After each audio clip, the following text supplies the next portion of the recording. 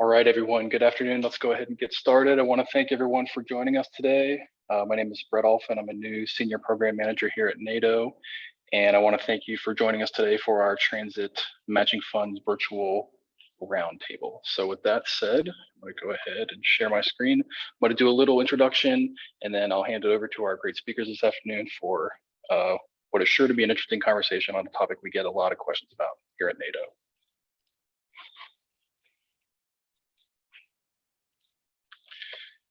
All right. Wanted to go ahead and also, while we're here, give a little introduction about NADO for those of you that may be new to NADO. We are a national association of over 540 regional development organizations, including our network of rural transportation planning organizations. And at NADO, we work to promote policies that strengthen local governments and communities through regional strategies, coordination efforts, and program expertise of the nation's regional development organizations, many of which are represented on the call today.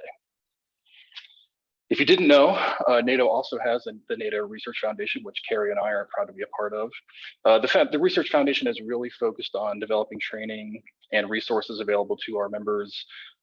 Key program areas including transportation planning, which takes place through RPO America, economic development planning, which we do through our advocacy with the Economic Development Administration and their programming and planning opportunities that benefit districts and communities across the country. And we also do a lot of work and training on regional resiliency and developing quality of place. Little commercial here for those of you that might be interested. We are hosting the National Regional Transportation Conference this July in Kansas City, July 19th to 21st. The agenda, a basic agenda is available out there. You can find more information on the NADO website. Early bird registration continues until June 20th, I think it is. And when I was working at a regional council, I attended this conference for many years, and it was a great resource for me. So if you're available and you have the opportunity to join us, we would love to see you in Kansas City for some great barbecue, if nothing else. Also wanted to let you know that we do have other resources out there for regional planning and transportation planning. We post a lot of information, case studies, and other data pieces that we write and find on ruraltransportation.org. We also have a newsletter for RPO America and also the NADO newsletter, which you may already be getting, which is a great way to stay connected to us and stay up to date on the latest transportation information and news that's taking place across the country and your sister organizations. This project that we're doing today is really in partnership with the United States Rural Development, and we couldn't do it without them. And we're real happy to be doing this. We're also working, we've got a few of our partners from Montana State, the Western Transportation Institute on the call as well. I also want to give a shout out to our friend Colton Judd in Southeastern Utah, who helped us conceptualize this presentation as we were talking about how to establish transit in rural places such as rural Utah. So thanks to USDA, thanks to our friends at Montana State, thanks to Colton if you're listening, if you're on, thanks for helping us out, giving this idea. I think this is going to be great for folks. The webinar for today, we will be recording, as you saw, the session for today. We'll be posting the slides on ruraltransportation.org. Please feel free to share comments in the chat box. We will have a short Q&A after all these speakers give their presentations today. We will also be doing some small breakout rooms for Q&A that'll be moderated by Carrie, myself, and one of our partners from WTI. And if any of you are really interested in AICP credits for this session, they'll be available for up to 90 days afterwards. And if you want to take advantage of that opportunity, please feel free to connect with Carrie or I afterwards. If you want to know how to get in touch with us, this is the contact information for both Carrie and I. If you don't have it, please feel free to email us with any questions, feedbacks, comments, concerns that you have following this session, or really on any other topic that are relevant to the work that you're doing for communities across the country. Wanted to introduce today's speakers. So I'm really grateful. These people were very nice in responding to this new guy from NADO who was sending all these emails to them, asking them to join this session today. So I'm very grateful to Danielle Nelson from FTA at the U.S. Department of Transportation, who's going to talk to us about federal fund rating. Cara Marcus from National Rural Transit Assistance Program is going to talk to us about some resources that they have. And then Ryan Brumfield from the Integrated Mobility Division at the North Carolina DOT is also going to share some information with us as well. with that, I will end my slides and kick it over to Danielle. All right. Now you guys get to watch me fumble to share my screen under pressure. No pressure. Here we go.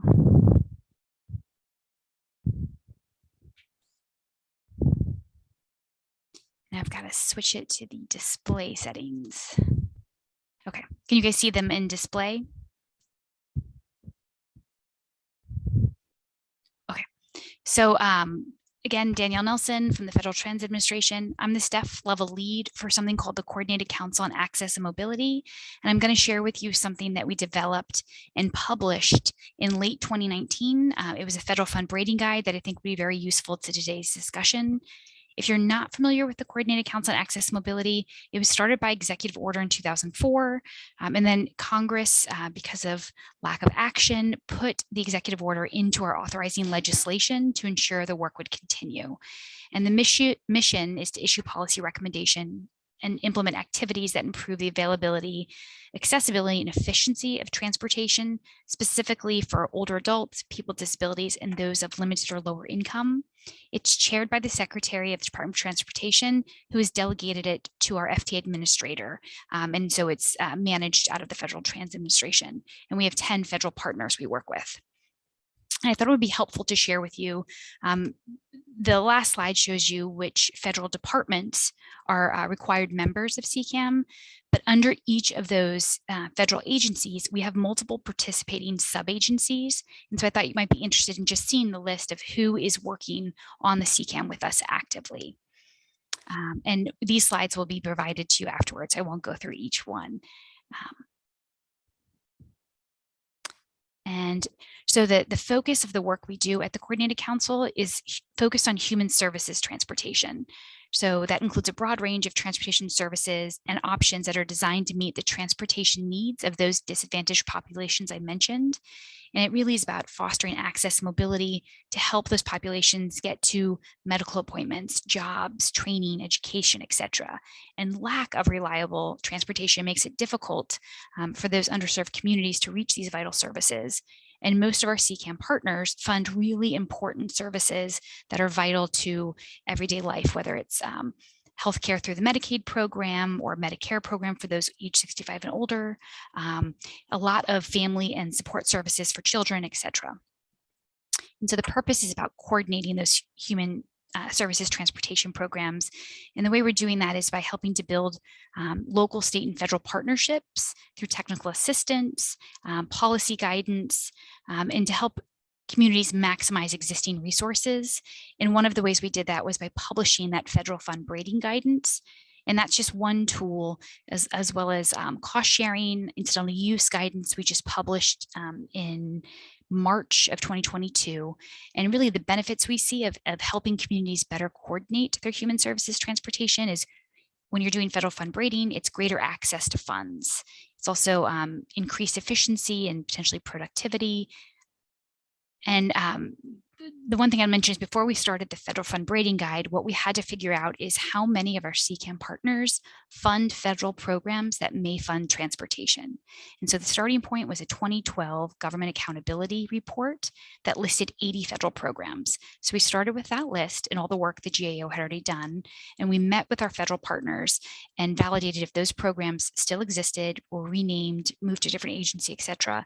And then we looked across each federal department to see what other new programs had been added that have within the program the ability to fund human services transportation. And so at the Department of Health Human Services, they in 2019 have 66 federal programs. That's the largest funder of human services transportation, both by individual program, which is the Medicaid program that funds non-emergency medical transportation. That's the largest funder by individual program, but they also have the largest number of individual programs at 66. And then USDA has the smallest number with only 2. In the CCAM program inventory, if you haven't used it, it's a very helpful resource. We're in the process of updating it. There have been several new programs that we need to add to this, but it's still updated in terms of the existing programs in there are still valid. We're just in the process of adding some additional programs. And so it's a centralized database that you can use. It's searchable by funding program, so the department, so you could choose HHS. Here's a screen capture. So you can sort by the funding agency. So you can choose, for example, Department of Justice. And then you can then filter further by sub-agency. So you can choose the Bureau of Juvenile Justice Assistance, for example. Or you can search by which programs are able to fund mobility management. So the drop down there, you can put yes or no and search all those programs, or is it available to fund vehicle purchase, yes or no, and then sort through those programs. And so it's a database that's helpful for state and local partners to help find detailed information in one location of existing federal programs that may fund transportation. And I just want to put an emphasis on the word may. The majority of the programs in the inventory, transportation isn't their main purpose, but in statute, it's an eligible expense. So in a lot of communities, it's up to the local community, whether it's the state grantee that receives it or a local nonprofit, it's their choice to spend it on transportation. So what it is, it's a mapping out of potential programs and activities that those programs can fund related to transportation to help state and local partners identify potential opportunities for collaboration locally to fund your transportation projects. And then, so now into the federal fund rating guide. So what is it? Well, first off, federal fund rating is using local match from one federal program to meet the local match requirement of another federal program. So the term braiding describes multiple independent federal funding streams coming together into one single project. And so the federal funding strands, those programs, never lose their identity. And you still have to report those individual program so if you're getting funding from FTA and HHS, you still have to report individually to those programs. And so the guide categorizes federal fund rating into two types, incoming and outgoing. So a program considers federal fund rating arrangement to be incoming when another federal program's funding is used to meet the local match requirement of theirs, and then vice versa for the opposite. And then there we go. And so I wanted to, I think a graphic for me, I'm a visual learner, helps. So for example, if you're looking at the graphic here of either the van or the individual who's supposed to be depicting a mobility manager, the green portion of it is incoming. So in this case, we use the Administration for Community Living, either their independent living or their supportive services program. Both are depicted in the federal fund rating guide as eligible local match for FTA's 3 programs. The urban, rural, and then older adults and persons with disabilities program can be used as the 80%. So the you can meet ACL's funds as local match to have 100% federally funded vehicle or 100% federally funded mobility manager. So these are some examples of how it can be done in real life when utilizing that federal fund rating guide. And so some of the benefits of the guide, which is it has a table within the guide. Here's what it looks like. So it lists the department of the program. So in this case, on the screen here, it's Department of Transportation. The sub-agency is Federal Highway Administration, and then the program name. So these here are Recreational Trails Program, the Transportation Alternative Set Aside, and the Federal Highways Tribal Transportation Program. And then it tells you explicitly where it's green. Green means go. You are able to use that program for incoming federal funds. Where it's gray, it means it's not applicable, meaning the program does not have local match requirement. And where it's red, it means you cannot use it. There's an explicit statutory prohibition. In some, very few, but a few of the programs, specifically the majority of Department of Justice's programs have explicit statutory prohibition. The majority of the programs are silent. And that's what we found when looking across the statutes. So what that means is if you have a program that has explicit authority, like our FTA 3 programs have, Congress gave us explicit authority for the Section 5307, Section 5310, and Section 5311 programs to accept other federal funds as local match. And there's a helpful link there to a blog post about that, and in which transit authorization where Congress put it in some of the notes from the text of why they did it, which was the many rural communities were lapsing funds and returning them because of their lack of ability to come up with a local match. So Congress took action, allowing other federal funds to be used to meet that local match requirement. And so the purpose of the federal fund rating guide, and really Why it has benefits to local grantees is it allows local partners to find detailed information in one centralized location about specific CCAM agency programs that may be used to meet your local match requirement. And then also clarifies when federal fundraising is allowed and hopes to empower local stakeholders to find ways to meet that local cost. And then also it details agency programs and looks across their statutes. We did the work for you all of figuring out which ones can and cannot be used for local match. And then I thought it'd be helpful to share a real world example of where this is currently happening. And in New Hampshire used their rural Section 5310 program and used CDC funding as their local match to hire multiple mobility managers across their rural communities at 100% federal funding. And so that's going on right now. And they used a program that's not in the program inventory or in the federal fund rating guide because it's a specific COVID funding. And so what they did is they reached out to us and we just quickly had a conversation with CDC to confirm, yes, there's no prohibition to this program, you can use it. And it was a quick conversation and they're now implementing that program and it's $3 million over 2 years that they're getting in CDC dollars to be used as match to the 5310 program. And I just wanted one slide to give you a link to all of the things I've mentioned. That's what this is. And then I know you're going to be hearing from Cara in just a moment, but I thought it would be helpful to share, like Cara's wonderful center, we fund a few others where FTA puts cooperative agreements out for technical assistance to help support your communities. And the National Aging and Disability Transportation Center supports the 5310 program and any older adult, people with disabilities and caregiver related transportation programs. And I've linked to the directors. So if you click their names, it goes to their email accounts and then the link to the website for NADTC. And then of course, National RTAP, who you'll hear about in a minute. In one of our newer centers, NCAT, which is the National Center for Applied Transit Technology. That center helps small urban, rural, and tribal transit operators to find the best technology tools and help figure out which ones are best for their community and utilize them. And then we also fund the National Center for Mobility Management. That's all about promoting customer-centered mobility strategies, and they focus on social determinants of health. And then also the Shared Use Mobility Center that's working to achieve equitable, affordable, and environmentally friendly, efficient mobility sharing transportation projects across the country. And this is my last slide. I just wanted to share with you all that 3 of our centers provide community grants, which are very helpful resources that you can apply for. National RTAP, they had the wonderful Community Rides Grant Program that they awarded last year of awards up to $100,000, and they selected 19 projects.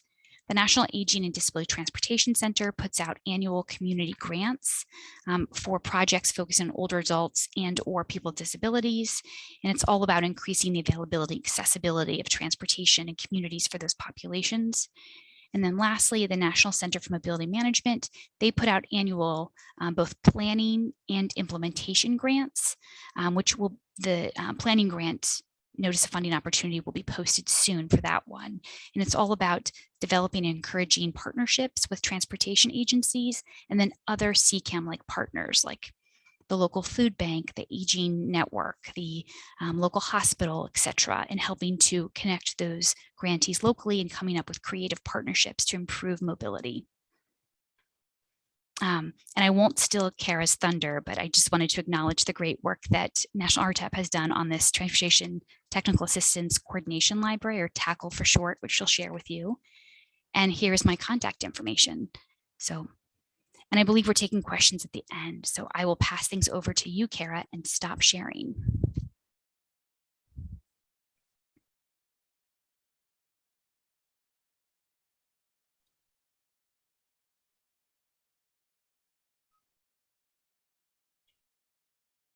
The host has disabled participant screen sharing is the message I'm getting. So I click OK. Please let me know when to try again. Yep, 1 second. Go ahead and try again, Cara. Wonderful. Thank you so much. Okay, I'm going to get started.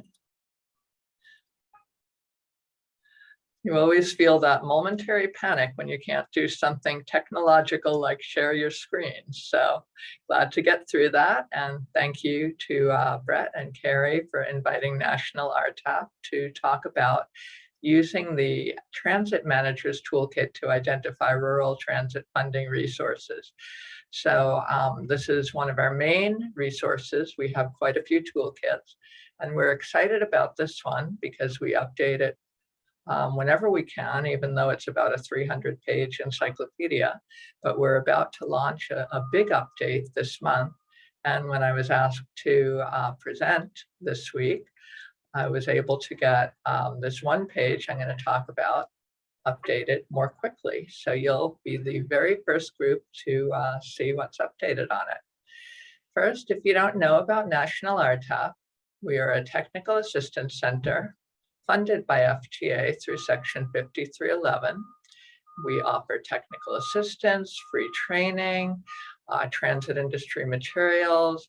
Note the free, everything is free and full text, and we are always happy to present at conferences and share our resources freely. We're governed by a review board, which is comprised of 15 state DOT and rural and tribal transit staff. We currently have a solicitation out for new review board managers.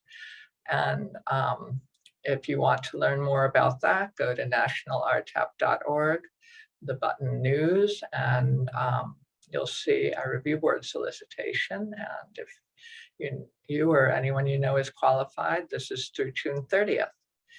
Our headquarters office is in Woburn, Massachusetts, a little north of Boston, and our executive office is in Washington, DC. We have other staff who work in different parts of the country. Our website is very easy, nationalrtap.org, and we hope you'll visit it often. Now, our Transit Managers Toolkit is one of a number of toolkits, but it's really one of our primary resources. And its purpose is to provide brand new rural transit managers with the information they will need on day one to ensure that their agencies are operating smoothly and comply with federal regulations if they receive FTA Section 5311 rural transit funding. So imagine walking into a new job, just becoming a transit manager, and you're told, okay, manage the agency. What do I do next? I go to the National RTAP Transit Managers Toolkit. So we launched it in 2014, and we've updated it 3 times since then. In 2019, we added a full PDF version, but it's easiest to read in sections. It has a table of contents in the beginning and a left navigation on the side of every page. So here is the URL, but if you don't want to remember that whole thing, just go to nationalrtap.org. On the home page, there's a nice big button, Toolkits, and you'll find it. And the URL for the funding page is very, very long, so I created a bit.ly. So like I said, the Transit Managers Toolkit is for new transit managers stepping in on day one. So a lot of this is probably very much repeat of information that you know. But one of the beauties of the Transit Managers Toolkit is we have been able to use plain language, easy readability to break down very difficult to understand concepts.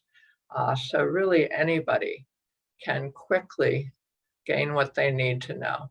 So when we explain Section 5311, we just very briefly explain what it is, give the most relevant link, which is obviously to FTA. We describe its subprograms, Appalachian, Intercity, the Tribal Transit Program. And one of the things we have been able to do this year in our update that'll be launching soon is to link to the FTA fact sheets on how the bipartisan infrastructure bill has changed or has enhanced these different programs. So we do provide technical assistance, such as, because each state administers its Section 5311 program differently, a good source of information about applying is your state DOT. Many state DOT managers are also state RTAP managers. So that's helpful for rural transit. We have a directory of state RTAP managers too, so it makes it very easy to find the one for your own state. Section 5310 is also explained in our toolkit, enhanced mobility of seniors and individuals with disabilities. So again, we provide an explanation of this in easy to understand plain language. Danielle went over a lot of this.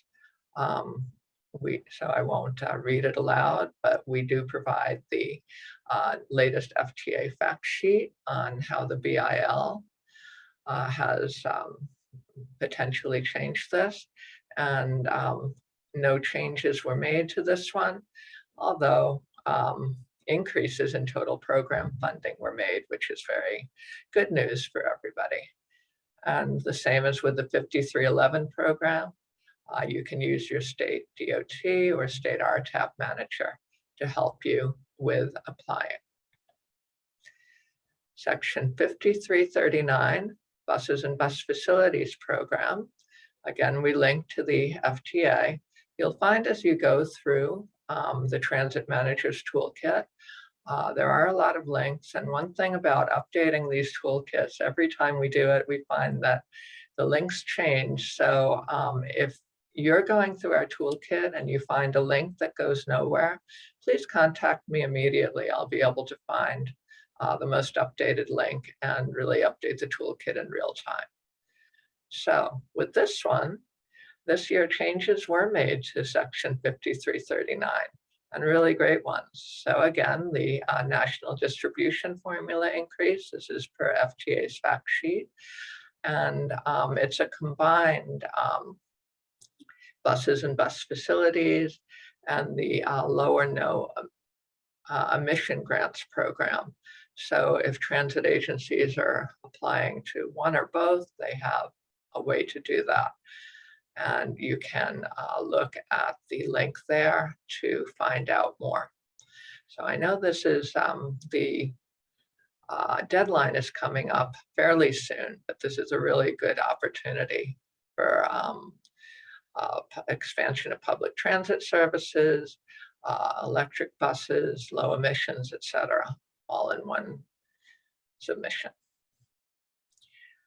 We list many additional FTA funding sources in our Transit Manager's Toolkit. Here are some. This is the first time we've listed the ferry service for rural communities. It's a new source of funding. And while National RTAP mostly provides technical assistance about transit bus service, we have been getting questions from a lot of agencies recently because they are or may be interested in offering ferry service as well. We have the ICAM program and listed in our toolkit, as well as additional FTA coordination and mobility funding. So as we update the toolkits, we update opening dates, closing dates, links. And as soon as the pandemic started, we started to list the pandemic-related FTA funding, CARES, CRISA, ARP, emergency relief. Now, even though the pandemic has been around and unfortunately may continue to be around, these programs are still open until expended. So if you look at the toolkit, you'll find information about applying to those. We will add new grant programs to future updates of the toolkit. I'm going to share with you one of my favorite FTA links, transit.gov/funding/grants/notices. It's really short and sweet. And if you click on it, you will get a page that just lists what's open, what it is, and when it closes. So that's really nice. And I look at it probably every week, whether or not I'm updating a toolkit. So we list many other sources from USDOT, other federal funding sources, FHWA, funds that can be flexed. And we list information about this as well. And Danielle talked about our community rides grants. We offered those for the first time in 2021. We had a lot of wonderful projects. They were all about partnerships, coordination, really bringing partners into the community.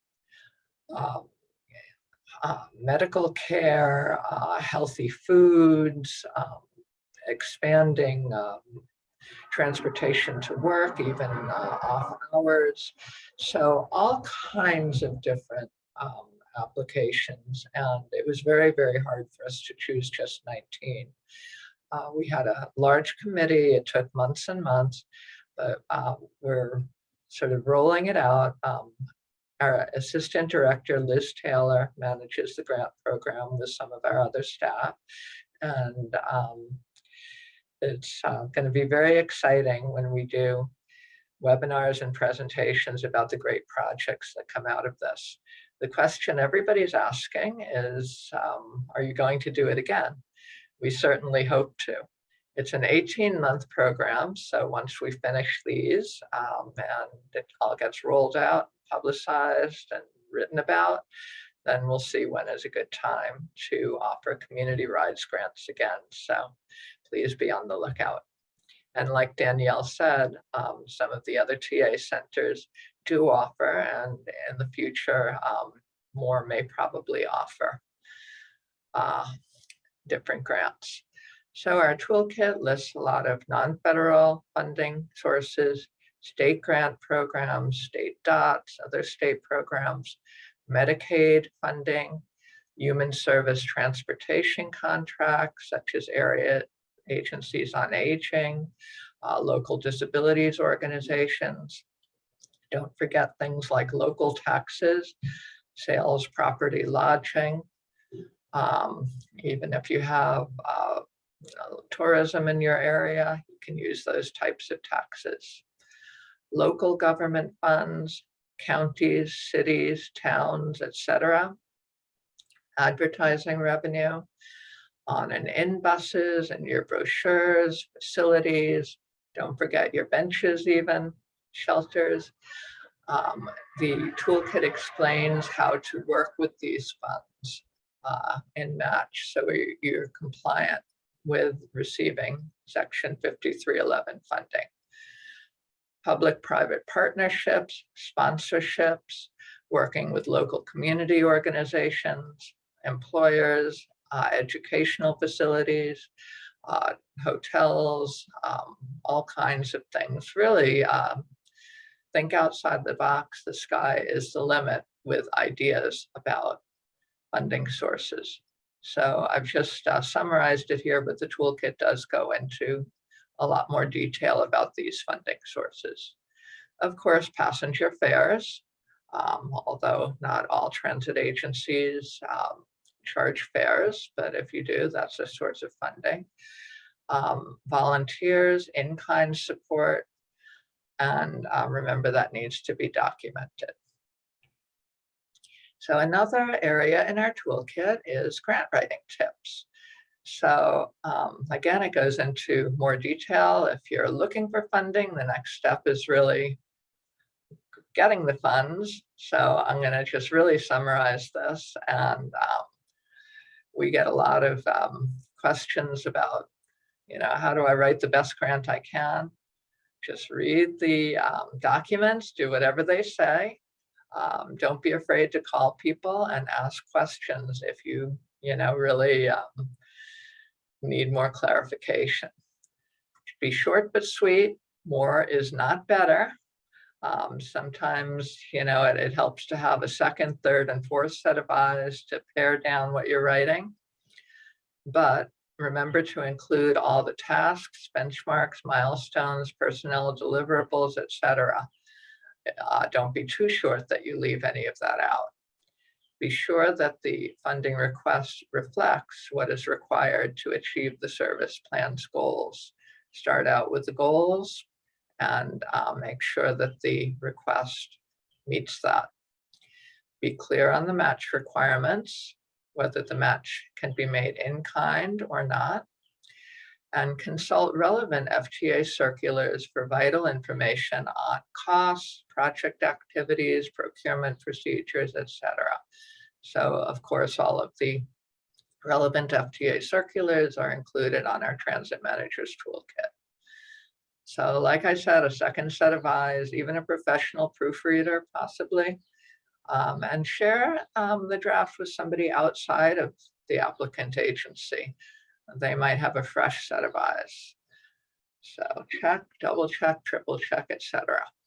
Something else that I think is really, really helpful on our funding page of our Transit Managers Toolkit is a budget and grant planning calendar. This was created by Curtis Sims Jr. from South Carolina DOT. He is a former review board member and chair for National RTAP. And this is a month by month, what's going to happen? When are the state review applications due? When should budgets be submitted? So like any calendar, things go around and around. So if you look at this, you'll know where you should be, January, February, etc. So be notified about new funding. So I think everybody should subscribe to the FTA Weekly Digest Bulletin. You know, we all get a million newsletters, but this one, it's the first thing in my inbox Monday morning, and it has their funding usually top and center if they have a new grant out. So if you subscribe to this, you'll be the first to know. Also, National RTAP e-news. And we have two columns, the FTA USDOT column and also the opportunities column. So I subscribe to probably around 200 newsletters myself. And every time I see a federal grant, whether it's from the government or another agency, I put it in this column. And that way it'll have the little blurb and the due date, so you'll know. In the most recent one, a FEMA grant and a Department of Labor funding opportunity. So if you go to the newsletter, you can subscribe to it easily, and you can always unsubscribe. We also have another toolkit that has a topic guide for funding, our Find Anything toolkit, and that includes foundations, grant databases, etc. And some of them, might be a little non-user friendly, but please contact us and we'll help you navigate them. We get questions. Are there any specific grants for, say, hiring a graphic designer? I'll be able to help you find something as really intricate at that using these types of databases and tools. You just have to ask info@nationalrtap.org. So Danielle showed a very similar slide. The only difference is I put a little plug for our upcoming Twitter chat on Rural Transit Day, which is pretty much a month from now. Rural Transit Day is a federal holiday, or at least a national holiday. We're hoping it'll become a federal holiday on July 16th. But this year that falls on a Saturday, so we're having our Twitter chat on Friday. As much as everyone loves rural transit, I'm sure they love their weekends too. So you're welcome to RSVP. But besides that, Tackle has a lot of great information on funding. It's a searchable library.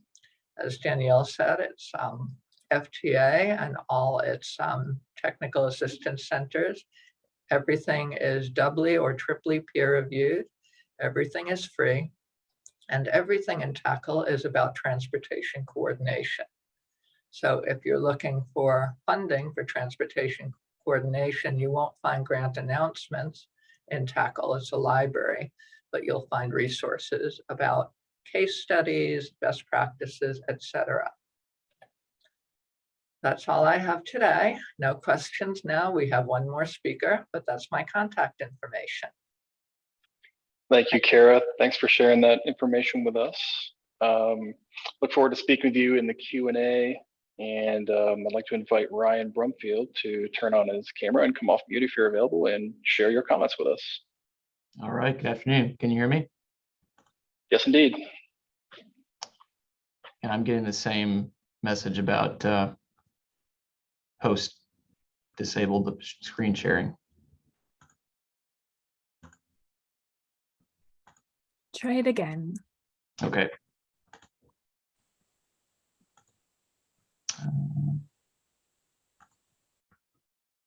Okay, can you see my screen? All right, thank you. Well, good afternoon. Thanks for inviting me to speak today. I'll speak briefly about state DOT funding at the national level. AASHTO completes a survey every year of state transit funding, so I'll summarize the results of that survey, and then I'll speak about North Carolina specific funding. So first of all, I'm Ryan Brumfield, the Director of the Integrated Mobility Division at NCDOT. Integrated Mobility Division is formerly Public Transit and Bike Ped, separate divisions that were merged in 2019. And NCDOT, we with our new division, try to plan the holistic door-to-door trip for someone that, particularly someone with disabilities or no vehicle available, thinking about how they get places from door to door, which includes public transit, but often other modes as well. So like I mentioned, I'll start with giving a summary of the survey completed at the national level of state funding for public transit, speak briefly about North Carolina specific transit funding and our approach to funding transit across the state. And then also want to speak more broadly about state DOT's roles in public transit generally. So for those of you not familiar, AASHTO stands for the American Association of State Highway and Transportation Officials, and they conduct a survey annually of state DOTs and transit funding for state DOTs. As you might imagine, every state is different. That's probably the bottom line for a survey like that, especially when it comes to public transit. There's quite a variation across the country in how much state funding is contributed to public transit. In some states, we still have a few states that have $0 of state funding for public transit. On the other end of the spectrum, we have states that have over $4 billion, close to $4 billion in funding at the state level for public transit. In some cases, again, you can look, the report that AASHTO produces shows a graph that basically is the percentage of a state's state funding in comparison to their federal funding level. So you might imagine there's some states, the states with $0, obviously their federal funding is a much greater share of their transit funding. And then on the other end of the spectrum, we may have states where federal funding makes up a much larger percentage or a much smaller percentage of their overall budget for public transit. In any case, across the country, local funding is often a huge portion of overall budgets for public transit, especially in our most urban areas. Revenue sources, this was mentioned in a previous presentation. Sources of funding used for state transit funding include general fund revenues, gas tax revenues, state transportation fund, bond proceeds, and sales tax in some states. And common categories of eligibility across the country include transit capital projects, operating, administration, expenses, and planning. And as was mentioned previously, state funding is a common source of funding for matched federal grants. So I want to speak because I'm much more knowledgeable about what we do locally. So I'll speak about North Carolina's experience with transit funding and hopefully share some insights on how we approach transit overall as a state. So we're unique in that we have public transit in all 100 counties across our state. We have 99 transit systems, some of which are regional transit systems. Some counties may have multiple transit systems within the county. So there's quite a variation in the size and scope of transit services for each of the agencies. that makes the funding challenge particularly unique. And our urban areas may have local tax revenue that they can use for match and to support their systems. Most of our most rural agencies really rely on that state and federal funding to operate. So in 2019, which was sort of the most recent normal year, I would say, of funding, we've had a lot of CARES Act funding and infusions of stimulus funding the last couple of years. So this picture is from the first year prior to the pandemic. Total in North Carolina, we have about $500 million for public transit, but as you can see here, over 50% of that is local funding, and only 9% of that is state funding, 14% federal. The 9% of state funding often is leveraging that 14% federal, serving as the match. But even this pie chart varies quite a bit from transit agency to transit agency. The rural agencies have less capacity to provide local funding, so their state and federal share is much higher. This shows our funding levels in North Carolina the last few years, and the green line at the top is our total funding levels. Typically, this is for NCDOT, I should say, so this does not consider local funding or federal funds that go directly to local agencies, but NCDOT administers approximately $100 million a year in state and federal funding for transit. That's shown in the green line there. In 2021, we had an infusion of CARES Act funding that increased the federal amount overall that we provided, but our state General Assembly took away much of our state funding that year. So we had a huge dip in state funding. So the balances were off that year, and our percentage of our transit funding that was federal was much higher, more like 90% of our funding was federal in 2021. We're back on track as we've depleted our balances of CARES funding, and we actually got the state funding restored last year. So we're back to approximately 60% of our funding is state and 40% federal. We basically have four main categories of funding in North Carolina for transit at the state level. Of course, our FTA programs, the 5311 program is the most prominent program we administer for rural transit agencies. We also administer 5310, 5303, 5304. We still administer 5307 funding, which is for urban areas. We have our small urban areas may have a portion of their service area that's rural and a portion that's urban. So we administer both. We also administer some 5339 funding, which is for capital projects, buses and bus facilities. And for those small urban areas that have a portion of their service area in rural areas, we still administer that funding as well. So we have all those FTA programs, then we have our state programs that are specific to North Carolina, including our Rural Operating Assistance Program, which is very unique in that we actually provide funding at the beginning of the fiscal year directly to our transit agencies before they have incurred the expenses. Sort of a unique model there where we're getting the funding out the door, and then after the fact, they're telling us how they utilize the funding. The same with our State Maintenance Assistance Program, which goes to our urban areas, and our Concept Program, which is funding to help our systems coordinate across jurisdictional boundaries. The third category of funding is discretionary support. We provide technical assistance, and in many cases we'll fund the consultant that's writing applications for our local transit agencies for USDOT grants. And then in many cases we're applying directly for USDOT funds, like the Low No program that was mentioned earlier, and the RAISE program and other USDOT programs. And the last category is our overall, we call it our STI, Strategic Transportation Investments Program, which is our prioritization program that all the highway projects, all the transit rail projects, all the projects in the state will be combined to prioritize based on pretty specific defined metrics by our legislature. And transit often receives funding for large capital projects like BRT projects, may be funded through that type of program. So I wanted to spend the last couple slides just sharing a perspective on the state DOT's role overall in public transit. This sort of gets beyond funding. Hopefully this is valuable to the group, but this is sort of our perspective on what our role is, and hopefully this resonates with you and your state DOT share a similar role as well. We ensure the system is equitable and works for everyone. A lot of that means that my division is advocating for public transit services across units of NCDOT and at the leadership levels of NCDOT. We're establishing and communicating a vision for mobility for the state that we help our transit agencies recognize and implement in their communities. We're exploring innovations and disseminating best practices, facilitating adoption of proven technologies that improve service quality, leading multimodal planning efforts, both local, regional, and statewide.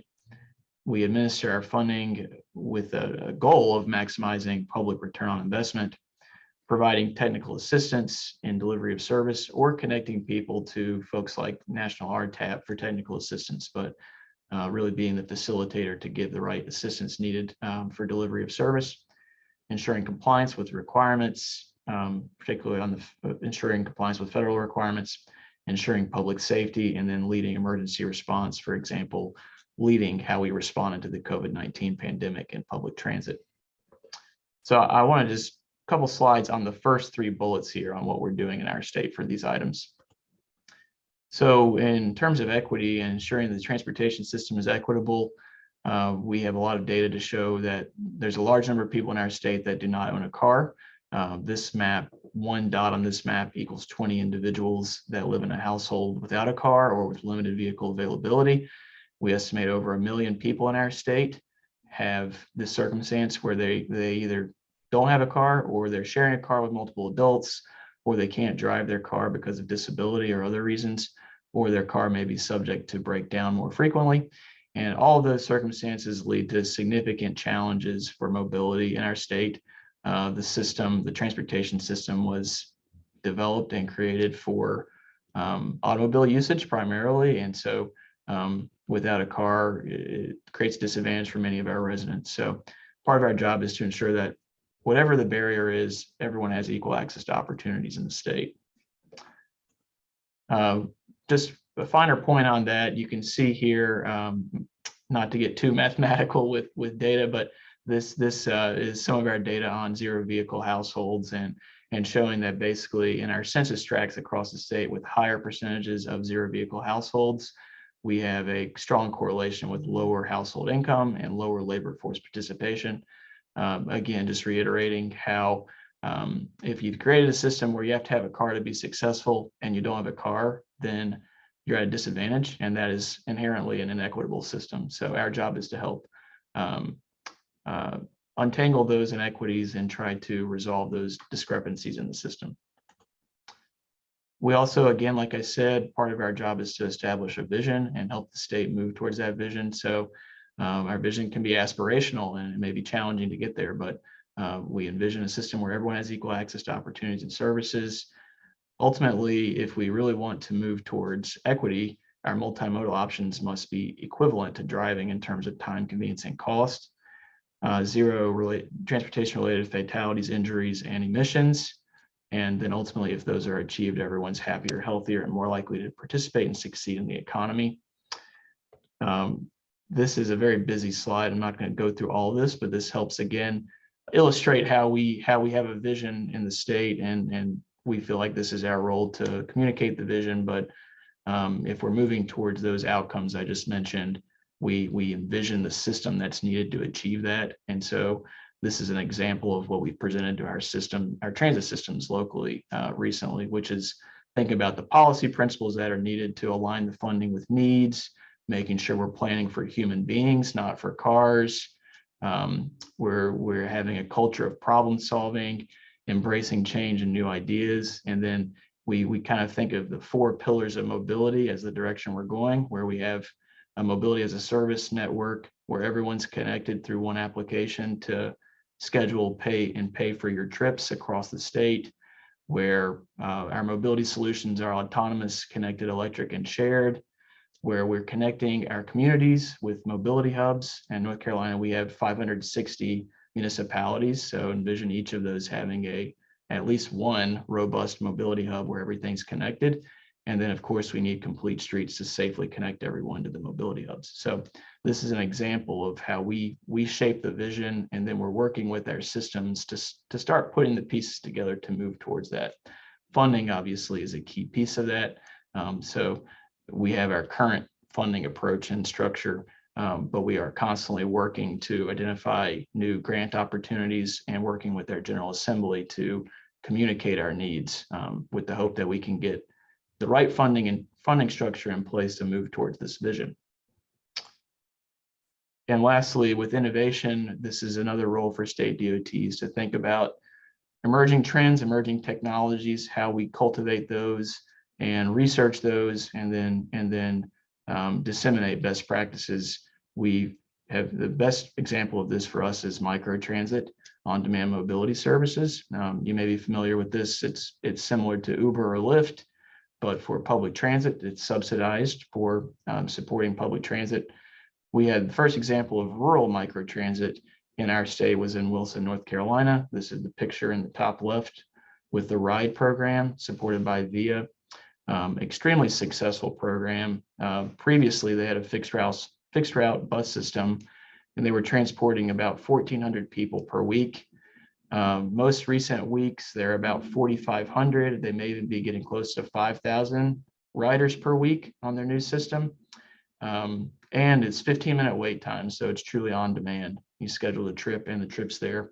The vehicle's there within 15 minutes generally. So it's a wholesale change in the way we think about transit, especially in rural areas, moving away from having to schedule ahead 2 days, which is predominantly beneficial for pre-planned trips, for medical appointments. Doesn't work quite as well for everyday needs for employment or for that last minute trip to the grocery store or for childcare needs. But the direction that transit's going in rural areas is this on-demand model where really, if we're trying to achieve equity, you should be able to not have to plan 2 days ahead for your transportation needs, but to compete with driving a car, you should be able to live spontaneously and use the system to support that. And that's what on-demand microtransit provides. So we worked with the city of Wilson. We secured an FTA grant through the Accelerating Innovative Mobility program, and we piloted this. It was highly successful. So they're continuing it on as a permanent program, and we've since disseminated that. And we have numerous other projects in the last 2 years in other parts of the state, as you can see on the map, that are utilizing microtransit. So it's really, that's the way innovation it should work. It should be, we try it. If it's successful, we disseminate those findings, and then we integrate that innovation in our planning, our feasibility studies, and ultimately in our funding programs. And that's kind of where we are in the cycle with microtransit is we've proven it. We don't really need to research it anymore. It's now fully integrated in our planning process, and it's a key funded service that we're funding more commonly across the state. So I'll stop there, and hopefully that was what you all were looking for. But if you have questions on the funding side, on how we do it at the state level, happy to answer that. And thank you again for the invitation today. Thank you for those comments, Ryan. Thank you, Cara. Thank you, Danielle. I do want to invite folks now, attendees, if we do have some time here for questions. So I would ask if you could raise your hand if you care to come off mic or come off mute and turn your camera on and ask a question. Or if you don't want to do that, you can type your question into the chat and I'll be happy to ask the question as well. So if anybody has questions, please go ahead. And Carrie's also helping me look for the raised hands as well. So my appreciation for her. And here's a threat. If you don't ask any questions, there are a few other slides that we created for here at NADO that we wanted to share that we didn't know where to share. We will do that before we go into breakout rooms. So ask your questions. Go ahead, Mary Beth. Hey, good afternoon. Thank you so much for hosting this and for the speakers that just presented. So I am with a regional planning council in Central Florida. And we do administer 5310 and 5311 to a community transportation agency that's a for-profit. So we help pass through those dollars for them. And we do match with state funds, but our state funds are waning. And so as I'm looking for different alternatives and ways to help support these extremely rural communities, I was super interested and have been working on braiding, and I've read, I think, all of the reports that were mentioned today. So my question really is, at the state level, it seems extremely clear, but of course you have to have that state level buy-in. At the regional or the local level, is it possible, or are there examples of a mechanism where you're braiding funds for two different agencies for the one project? I don't know if that made sense. So for example, I have the 5311 as the Regional Planning Council. Our Workforce Board has TANF funds as the Workforce Board. How do we connect those dollars together and leverage those federal dollars that are being served, that are serving the same community and the same individuals to the transit program? So I'll take the first stab. It's about figuring out the project you want to fund and then matching the fund braiding to the project. So what's a current project you're funding right now that the state funds might dry up for? So I'm talking about a rural paratransit 5311 funded program.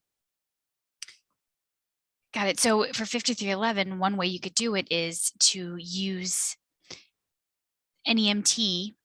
Do you have a non-emergency medical transportation contract, for example? Where you're providing? We don't. That's handled differently in Florida. Got it. Okay. That was going to be the easy solution since a lot of rural communities do that. Yes, we did used to use that, but we don't have that within our coordinated system anymore. I've heard about the challenges happening in Florida. I'm going to punt to Ryan and ask if North Carolina has been innovative in a way that they have solved this, because usually us feds aren't as creative as the state and local. Well, unfortunately, I would say that I don't have a lot of examples of using the fund braiding for solving this. I mean, I would agree with Danielle that it would definitely be, if you know the project scope, if it aligns with the other federal programs scope and there's overlap in the scopes and goals, then it's likely achievable. It's just a matter of working through the administrative hurdles. But I don't have any examples that I can think of where we've achieved that here in North Carolina yet. So I know that's not much help, Mary Beth, but yeah, I would think if you can identify the federal programs locally that are funding programs that overlap in scope, where you know that transit would be an eligible program under those, then I would think it would be worth exploring with each of the agencies how you would do that administratively. So for example, would you be interested in negotiating a rate that all the other partners would pay for service and then using that fully allocated cost to then accrue and use as match? Is that something you guys would be interested in, or is it only paratransit? You're not doing demand response? We're not doing demand response, although I did jot down the name of the county, Ryan, because we are doing a feasibility study right now with VIA on demand and trying to shift some of that, again, the 2-day, wait for a ride versus on demand. So yeah, there's a lot of different things going on, but I guess I think what I'm hearing, and I think that this is what I'm seeing in the literature, that maybe, I don't know if this is something that anybody else would be willing to explore with me, is it's allowable, but how is it practical and possible at the agency level? So at the state level, it's very clear. Or if you have a agency that has a number of different programs, sometimes you would have TANF within the same RPC or Council of Governments. But when things are so broken up and each agency has its own program, and that's kind of determined at the state level, then by the time it gets to us, the funding sources that are all possible for braiding are not administered by one agency. So those dollars are active in the community, but you might have 4 or 5 different government entities or different entities utilizing those funds. And even if they're willing to work together, still, what's the allowability of that? Are the TANF funds provided by the federal agency, or do you get those from a state agency? So TANF funds go from federal to state to then our local workforce board, which is by geographic area. Gotcha. And they're not currently being used to match anything else. So they're just sitting there as funds that are like able to be, leveraged as match, but because 2 different agencies use those funding sources, bridging them together for local match is something that I'm currently trying to convince, my district and DOT that we can do it. So, because again, it's allowable, but what's the function? So I'm wondering if you could use the TANF funds to purchase rides on the transit vehicles, or if it's a fare-free system, come up with a formula for TANF clients are likely to represent a certain percentage, and so TANF funds could be reasonably expected to be responsible for a certain percentage of rides. I'm not sure. and I think that is the straightforward way. But ideally, what we would love to be able to do is use those funds as soft match so that all of the funds are doing what they do now. They're just soft matching our 53, 10, and 11, like we do with state funds, for example. So And I was just going to quickly show you the program inventory where I just searched by the program and went down to TANF. Mhm. So it does tell you specifically what's allowable under the TANF program, which surprisingly mobility management is not eligible, but the cost of transit fares and vouchers and vehicle purchases are. So I'm not really sure that's going to help you, but at least you can, because you're looking to pay for it for the operation of the paratransit. Mhm. Well, I'm looking to leverage those dollars as a soft match Sharing the wrong to the thing. 53, 10, or 11.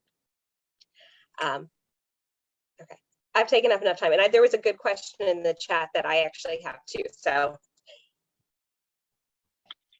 Yep. So, and Mary Beth, we'll keep talking about this. I know we talked on the phone about it yesterday, so we'll definitely pin this for later and keep this conversation going. wonderful, thank you. You're welcome. Our friend Jerry from Whoopeter in Western Michigan asks, how common and how big of a part of the funding mix are local taxes, property, sales tax, and other, dedicated specifically to transit in North Carolina, particularly in rural counties? So I think this question is for Ryan. Yeah, it varies quite a bit, Jerry.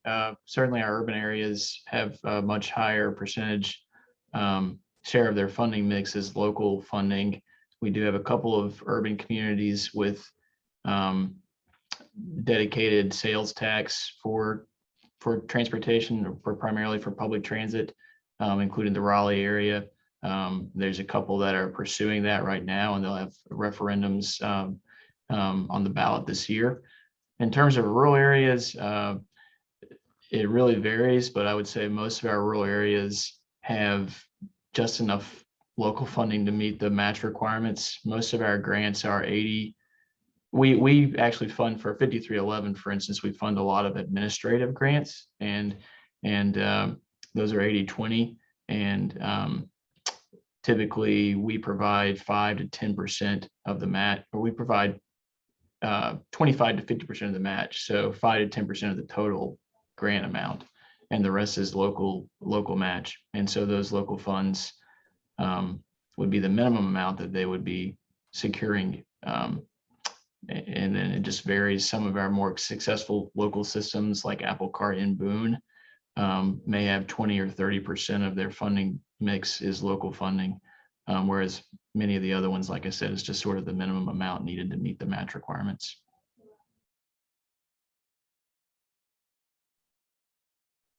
Thanks for that answer, Ryan. Other questions from folks?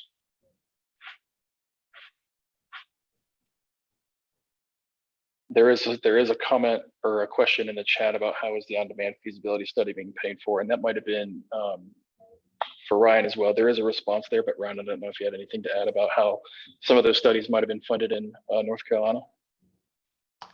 We use a couple of different sources, primarily 5304 statewide planning funds from FTA.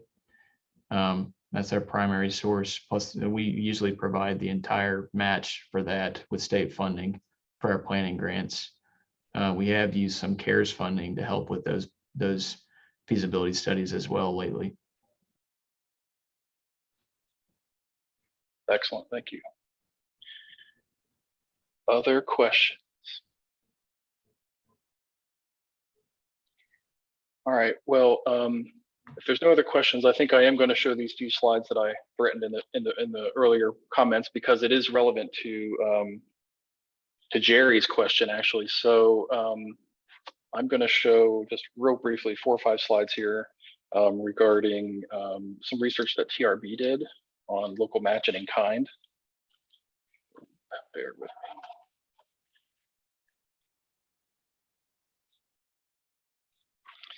And so this, kind of like Ryan was saying, this research also reflects the year 2019, but most interestingly, it was a survey of all 50 state DOTs and 24 responded. And it kind of shows exactly, at least numerically, what Jerry's asking. What kinds of funds did folks use for match or in kind? So here you can see that between federal programs and then non-fare box operating revenue, there were various in-kind contributions of non-US DOT funds and other funds there. And again, I'm showing this just to kind of get you thinking about some of the questions and the conversations we're going to have in the small breakout rooms. You do see there advertising and contract services. Of the 24 DOTs that responded, a majority of states and systems were using those sources as match. Going forward, fees. So there was a kind of a limited use of fees, various fees as match, as you can see illustrated on this slide.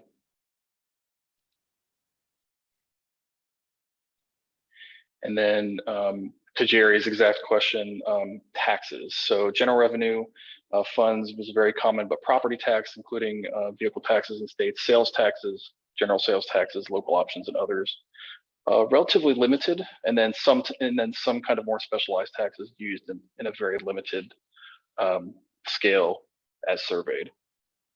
And then I think there's one more. Oh, bond and loan proceeds. Yes, again, limited, kind of a limited use of bonds and other financing mechanisms related to that as match.